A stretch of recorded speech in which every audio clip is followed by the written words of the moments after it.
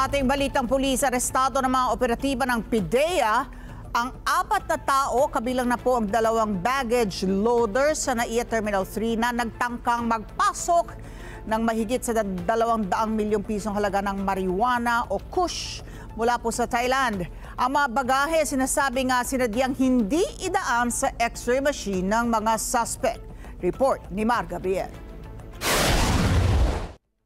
Aabot sa 151 kilos ng marijuana kush na nagkakahalaga ng 227 milyon pesos ang nasabat ng pinagsanib na puwersa ng PIDEA, Bureau of Customs at ng PNP Drug Enforcement Group sa NAIA Terminal 3. Nakasilid ang mga kontrabando sa 6 na maleta na dala ng mag-live-in partner mula sa Thailand.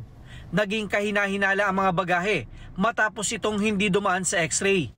Ang ginawa ng taga-customs nung hindi nga dumaan sa x-ray machine yan, pinabalik, pinasok ulit sa isang x-ray machine nila. Medyo may kahina-hinalang object doon sa mga luggages. That's why they called on our K9 units.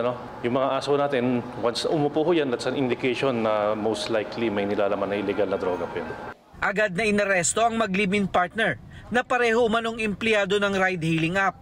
Bukod sa kanila, inaresto rin ang 2 baggage loader na umano'y kasabwat ng mga sospek.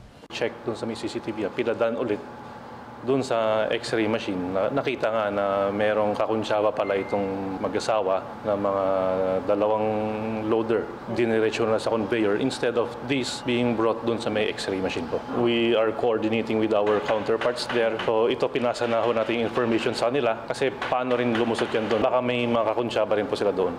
Tumanggi ang mag-live-in partner na magsalita pero giit ng isa sa mga loader na damay lang sila sa insidente. Paliwanag niya, napag-utusan lang sila ng mga tauhan ng Bureau of Customs na ibaba ang mga bagahe at huwag idiretso sa x-ray machine.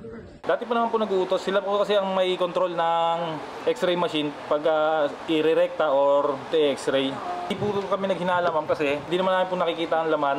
Iniimbestigahan na ng PIDEA ang iba pang kasabwat ng mga sospek at kung gaano nakatagal nilang ginagawa ang kanilang modus sa NAIA.